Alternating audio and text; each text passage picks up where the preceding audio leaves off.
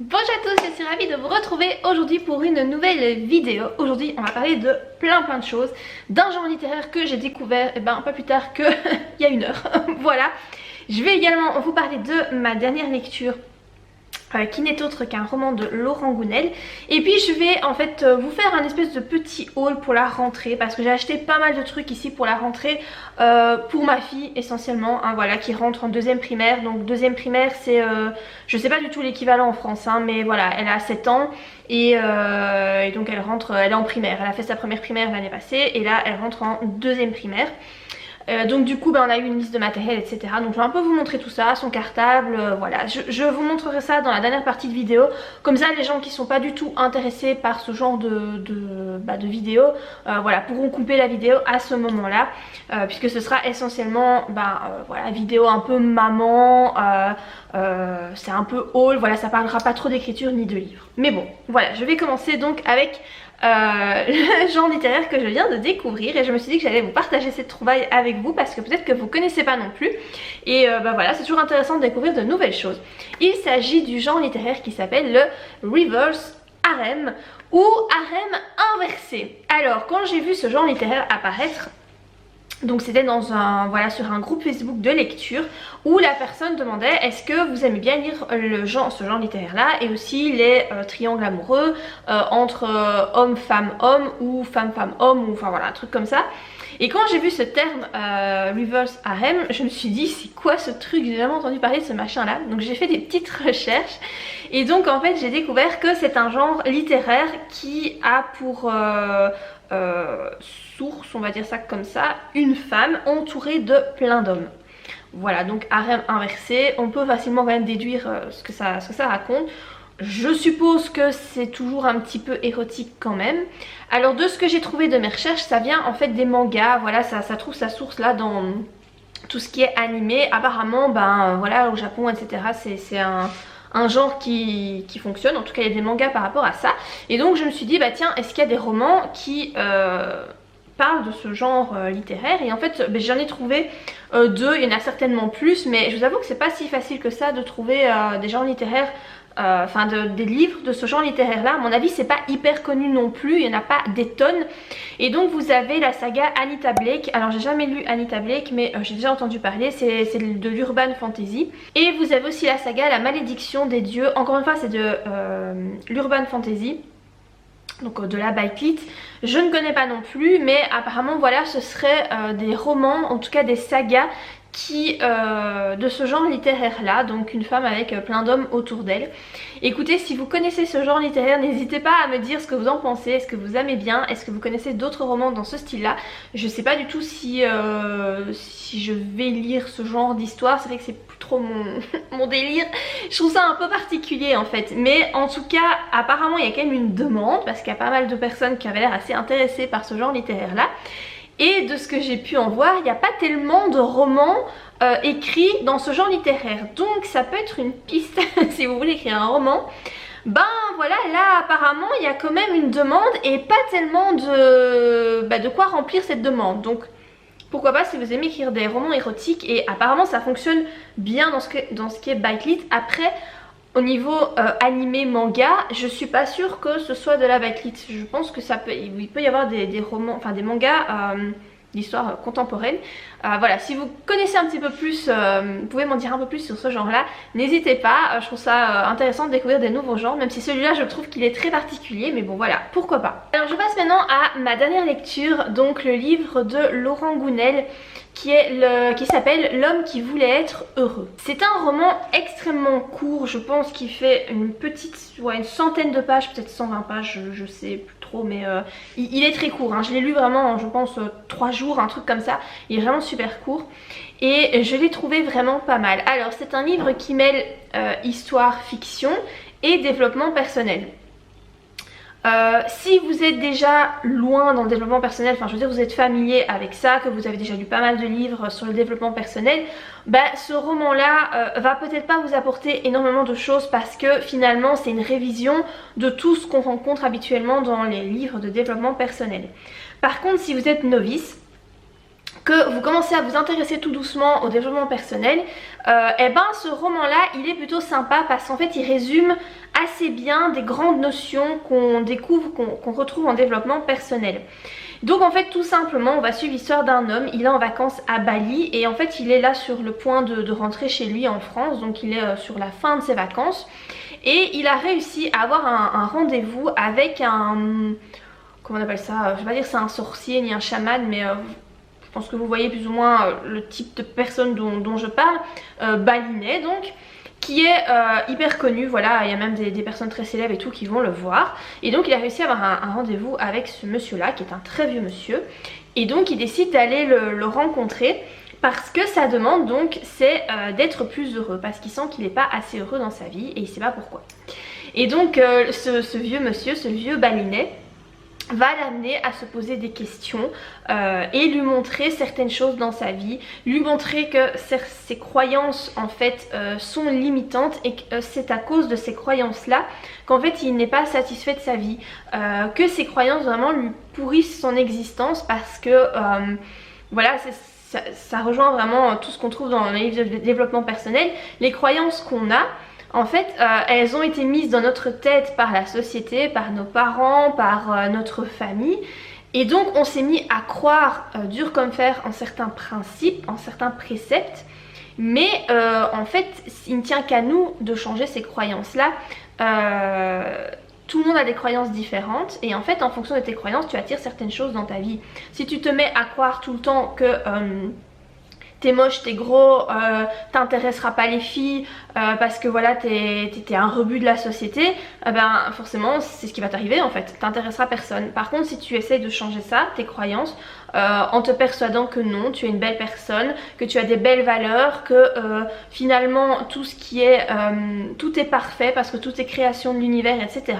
Si tu te mets à changer tes croyances, tu vas finir par attirer des événements qui vont résonner avec tes croyances. Enfin bref, voilà. Par rapport à ce livre là, donc ça c'est qu'un petit passage, hein, voilà, par rapport aux croyances. Mais il y a de très très belles notions qui sont très sympas à découvrir ou à redécouvrir en fonction de son avancement dans le développement personnel.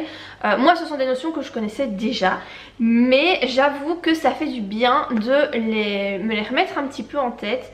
Et puis là en fait ce qui est sympa c'est que c'est sous forme d'un roman, donc un petit peu comme un cas pratique si vous voulez, c'est pas juste des notions théoriques tapées comme ça, elles sont mises en pratique, donc c'est quand même sympa, ça permet de mieux comprendre peut-être les choses. C'est écrit de façon très simple en fait, hein, très abordable, c'est pas lourd, c'est pas chiant, je trouve que c'est vraiment pas mal comme bouquin pour se lancer dans le développement personnel. Moi je conseillerais en fait vraiment pour quelqu'un de novice qui s'intéresse un petit peu à tout ça, au développement personnel, mais qui sait pas trop parce que il y a tellement d'ouvrages dans tous les sens qu'on sait pas toujours très bien où se diriger. Et pour pas se braquer directement en achetant un ouvrage qui est trop compliqué à assimiler, et ben ce livre là je trouve que c'est pas mal. Alors faut savoir aussi que sur, je parle pas souvent des prix des romans etc, mais là je trouve que ça vaut la peine, sur Amazon Kindle le roman est à 1 €. Et je trouve ça trop intéressant quoi, franchement 1 € ça coûte rien et il y a moyen vraiment de trouver de très belles notions pour se sentir mieux dans sa vie. Je passe maintenant à un autre livre que j'ai lu. En fait je viens de me rendre compte que je vous en avais parlé vite fait dans une vidéo, mais je vous avais pas fait vraiment une espèce de chronique complète sur la saga parce que c'est 3 tomes. C'est la saga Caleb de Mirage, je ne retiens jamais son nom parce que c'est un pseudo islandais, je crois que c'est ça. Donc en fait c'est une autrice qui écrit normalement sous un nom, sous son vrai nom je pense, qui a consonance francophone et qui a pris un nom de plume pour, je crois avoir compris que c'était uniquement cette saga là. Alors il y a 3 tomes, j'ai enchaîné les 3 tomes là pendant le mois de juillet et une partie du mois d'août. Il s'agit donc d'une saga, je ne sais pas trop si on peut la qualifier de fantastique ou de science-fiction. L'histoire se déroule à notre époque, donc dans notre monde. Ce sont des jeunes gens qui ont des pouvoirs, mais en fait ces pouvoirs sont plus ou moins expliqués scientifiquement. Donc pour moi ce serait plus de la science-fiction, puisque le fantastique en principe c'est pas expliqué scientifiquement. Ici il y a quand même une explication qui est donnée à un moment donné, voilà, de l'histoire. Sinon donc dans le tome 1 Caleb, on va suivre l'histoire donc de Caleb, hein, en toute logique, qui est donc un jeune homme qui est en pâte et qui découvre donc ses pouvoirs à l'âge de, je crois, 19 ans, et qui donc peut faire des choses assez incroyables avec son esprit. Le problème, c'est qu'il vire un peu rapidement vers le mal, voilà, il peut faire le mal avec ses pouvoirs tout comme il peut faire le bien, et malheureusement bah, il part vers le chemin du mal. Et donc il va rencontrer une jeune fille. Si vous voulez, en fait ces personnes là qui ont ces pouvoirs là sont appelées les enfants du volcan. Et donc vous avez une organisation qui existe depuis toujours, depuis l'apparition quasiment des enfants du volcan, qui sont les sentinelles.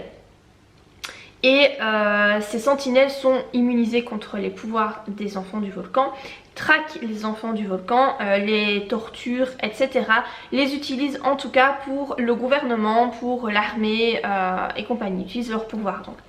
Et Caleb ben, est mis sous haute surveillance parce qu'il est un peu particulier, voilà, il est très très puissant et voilà, il y a toute une histoire par rapport à lui très particulière. Donc on va suivre plusieurs personnages. Caleb d'un côté, on va suivre c'est pas le responsable mais il a quand même un poste haut placé dans les sentinelles, donc cet homme là va traquer Caleb. Et puis il y a une autre jeune fille qui fait partie aussi des sentinelles et qui voilà, est aussi particulière. Je vais pas trop en dire parce que j'ai pas envie de vous spoiler l'histoire, parce qu'en fait c'est tellement bien cette histoire que j'ai pas envie de trop en dire. Donc vous avez le tome 1, le tome 2 c'est la suite de l'histoire, donc la suite de Caleb, hein, voilà. Et puis le tome 3 en fait est un peu particulier. Moi je pensais que l'histoire allait se terminer donc, avec le tome 2, en tout cas la version dont c'était construit, mais absolument pas. Et en fait le tome 3, vous avez donc la fin de la saga, le fin mot de l'histoire, comment ça va se terminer. Entre parenthèses, j'ai trouvé que la fin était très... Enfin je m'attendais pas du tout à cette fin. J'ai été hyper surprise. Est-ce que j'ai aimé ou pas la fin? Ben écoutez, je me dis pourquoi pas.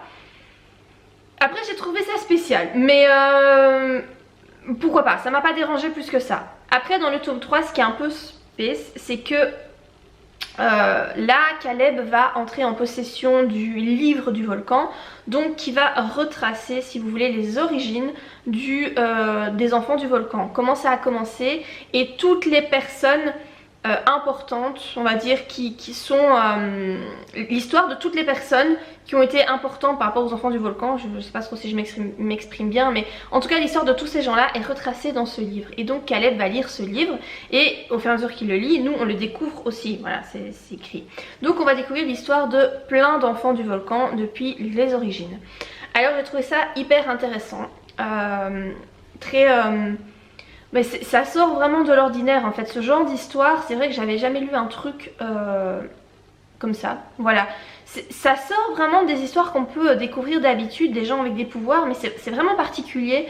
J'ai vraiment beaucoup aimé. Après voilà, ce tome 3, ben du coup c'est pas qu'il est plat, parce que vous avez quand même envie de découvrir la suite, mais l'histoire, le fil rouge de l'histoire n'avance pas, puisque Caleb découvre le livre, lit le livre, vous le lisez en même temps que lui.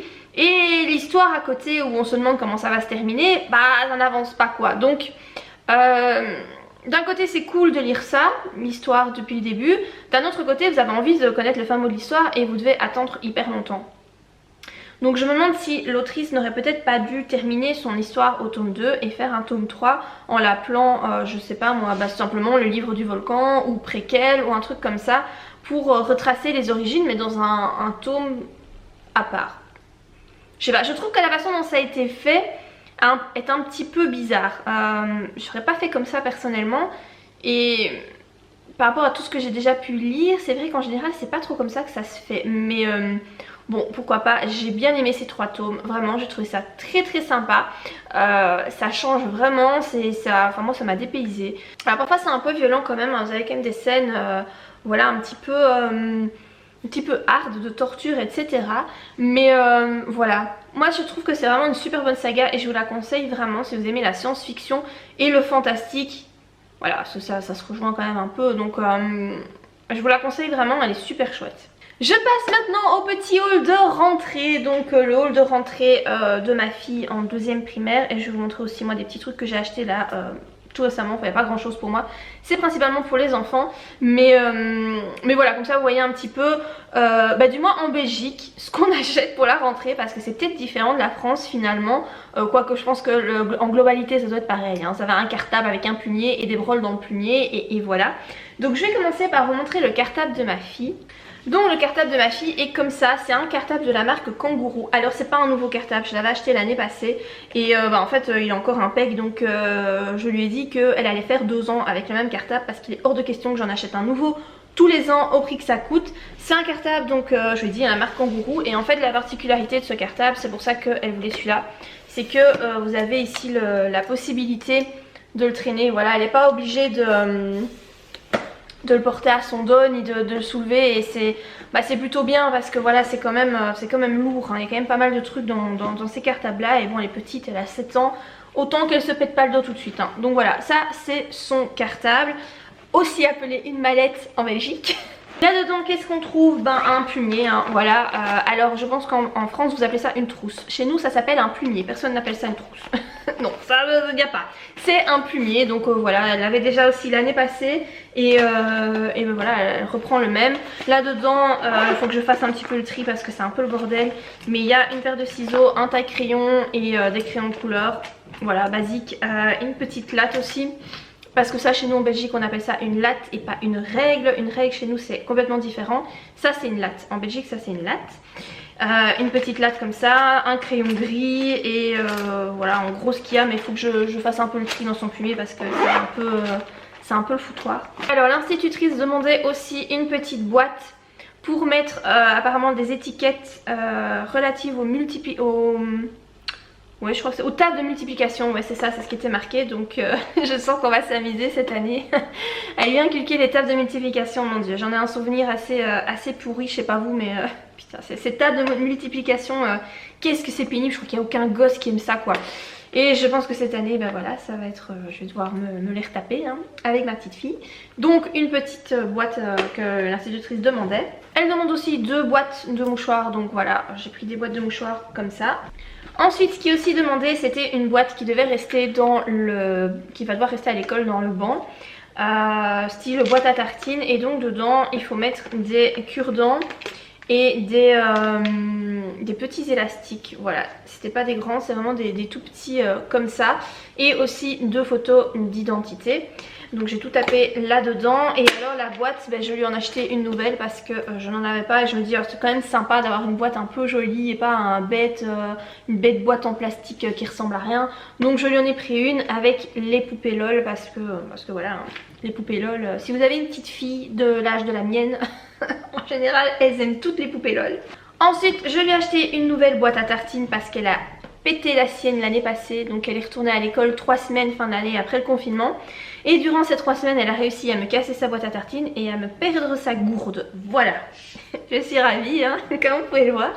Du coup, nouvelle boîte à tartines, voilà, je lui ai pris celle-là, je la trouve super chouette, hein, c'est avec des petits motifs licorne, et alors vous avez ici une bande dorée pour la fermer.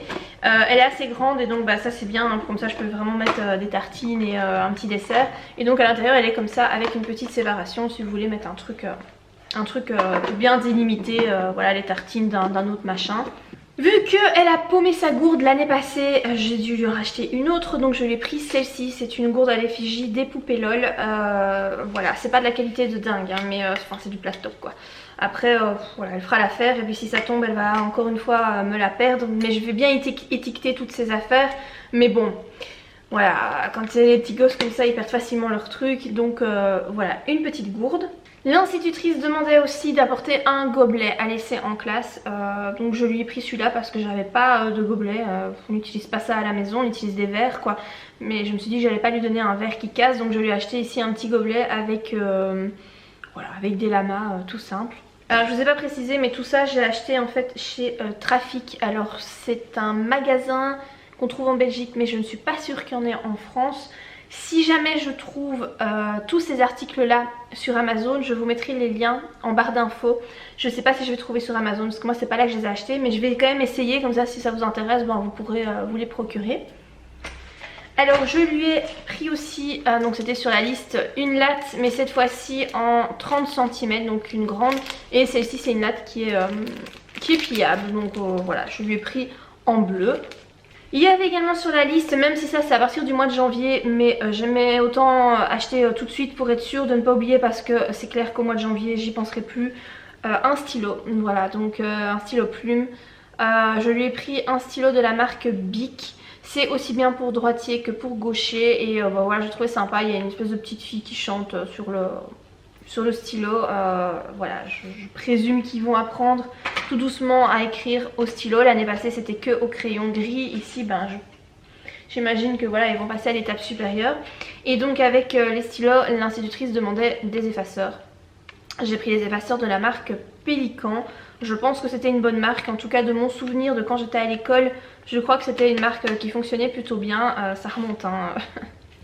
J'ai 33 ans, donc autant vous dire que j'ai quitté l'école quand j'avais 21 ans. Donc ça fait quand même 12 ans que j'ai plus été à l'école. Mais il me semble que cela était plutôt pas mal. Alors la base de chez Base, de la colle Prit. J'en avais acheté chez Action de la colle de couleur mauve et bleu.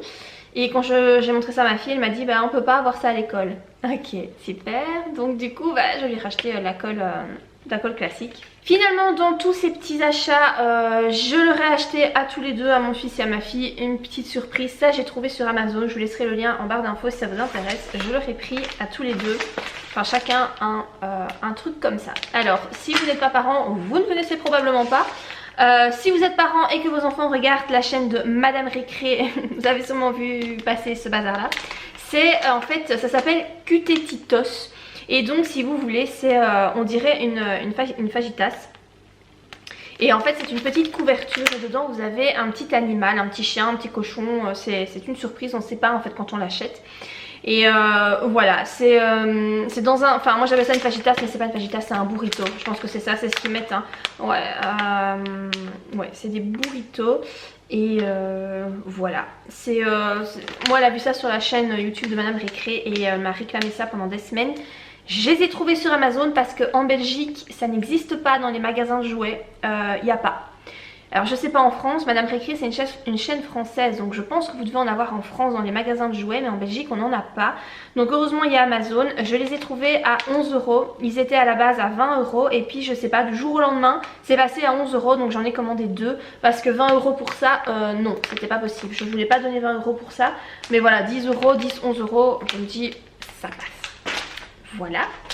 Ensuite pour moi, parce qu'il n'y a pas de raison que ce soit la rentrée et que moi j'achète rien hein. En fait j'ai acheté juste deux trucs. J'ai acheté un nouveau bouquin, donc c'est un livre de Eckhart Tolle. Donc c'est celui qui a écrit Le pouvoir du moment présent que beaucoup de personnes connaissent. Et donc celui-ci s'appelle Nouvelle Terre, prendre conscience de sa mission de vie. Alors pourquoi j'ai acheté ce livre là, parce que Le pouvoir du moment présent c'est un livre que j'ai entamé il y a 2 ans je crois. Je l'ai toujours pas fini. Je n'aime pas du tout ce livre, je n'arrive pas à le lire. C'est trop... je sais pas, c'est pas que c'est compliqué pour moi, mais ça me percute pas en fait. J'ai vraiment du mal avec les notions qui sont intégrées dans ce livre. Du coup en fait ce livre là j'ai découvert sur la chaîne YouTube de Héloïse Monchablon, je crois que c'est ça son nom. Qui expliquait qu'elle avait aussi eu beaucoup de mal avec le livre Le pouvoir du moment présent et qu'elle avait lu celui-là et qu'elle trouvait que celui-là était nettement plus abordable. Donc du coup je l'ai acheté et voilà, en format poche, il coûtait pas cher, j'ai acheté sur Amazon et ben, je verrai bien. Ça c'est un livre vraiment sur la spiritualité hein. Et ça parle encore une fois de l'ego, etc. Vraiment l'ego c'est un truc, une notion qui revient mais tout le temps en développement personnel. Une fois qu'on a compris ce que c'était ça va, mais c'est pas évident de comprendre. Et clairement le pouvoir du moment présent, je comprenais rien en fait, je comprenais pas du tout ce que c'était l'ego. Maintenant je comprends un peu mieux ce que c'est, donc je me dis ben voilà, ce livre là me semble assez intéressant. Il y a pas mal de pages et c'est écrit en petit hein. Il y a quand même 300 pages, donc je pense que je vais pas le finir tout de suite. Enfin je l'ai pas encore commencé, mais voilà, ça fait partie de mes derniers achats livres. Et puis finalement, pour rester dans la spiritualité, je me suis acheté un coussin de méditation. Oui, voilà, j'ai pris celui-ci. Il est assez haut, il fait je crois 20 cm de haut. Je l'ai pris en espèce de bleu turquoise. Alors la marque c'est Lotus Craft. Je l'ai acheté pareil sur Amazon, il coûtait 40 €. Et en fait si vous voulez à l'intérieur, donc c'est le coton c'est bio. Et puis dedans ce sont des balles d'épeautre visiblement issues de la culture biologique, etc. Je l'ai déjà essayé bien entendu, j'ai déjà fait de la méditation dessus et franchement je le trouve top. La dimension 20 cm, en fait il n'y a pas beaucoup de coussins qui font cette dimension là, souvent c'est 15. Et celui-ci c'est un des seuls que j'ai trouvé à 20 cm et qui n'était pas non plus hors de prix. Et franchement eh ben, il est nickel. Moi c'est juste la dimension qu'il me faut. Donc avant je faisais de la méditation sans rien, sans coussin comme ça. Mais en fait c'est pas évident parce que ça fait mal au dos. Moi j'ai tendance à un moment donné à avoir le dos qui se replie, alors que quand vous faites de la méditation vous devez vraiment vous mettre bien droit. Vous devez en fait adopter une posture digne et donc être bien droit. Mais à un moment donné ça fait trop mal au dos et quand vous êtes juste assis comme ça sur un support dur ou même sur votre divan, bah moi je m'affaisse en fait, ça n'allait pas et ça m'énervait. Tandis qu'avec ça, bah vous vous asseyez là-dessus et si vous voulez vos jambes sont là en dessous, vous mettez, j'essaierai peut-être de vous mettre une image la façon dont on s'assied sur ce truc là et en fait ça fonctionne très très bien parce que en tout cas moi ça m'oblige à garder mon dos droit et j'ai pas mal au dos et je me sens bien là-dessus. Et voilà, franchement un coussin de méditation je trouve que c'est utile quand on fait de la méditation assez régulièrement. Et comme là moi je me suis vraiment décidée à en faire tout le temps, pas tous les jours parce qu'il y a des soirs où je suis pas chez moi donc je sais pas le faire, mais dès que je suis chez moi en tout cas je le fais et ça me fait du bien et je ressens vraiment le besoin de faire de la méditation. Donc voilà, je vous laisserai le lien aussi en barre d'infos si ça vous intéresse de l'acheter. Voilà par rapport à cette vidéo, il y aura eu un petit peu de tout. Bah écoutez, si vous l'avez regardé jusqu'au bout, merci hein, parce que je sais qu'elle est hyper longue. Voilà, j'espère qu'elle vous aura plu. Si c'est le cas, n'oubliez pas de la liker. N'oubliez pas non plus de vous abonner à ma chaîne si vous ne voulez rater aucune de mes nouvelles vidéos. Et moi je vous dis à très bientôt pour de prochaines vidéos. Bye!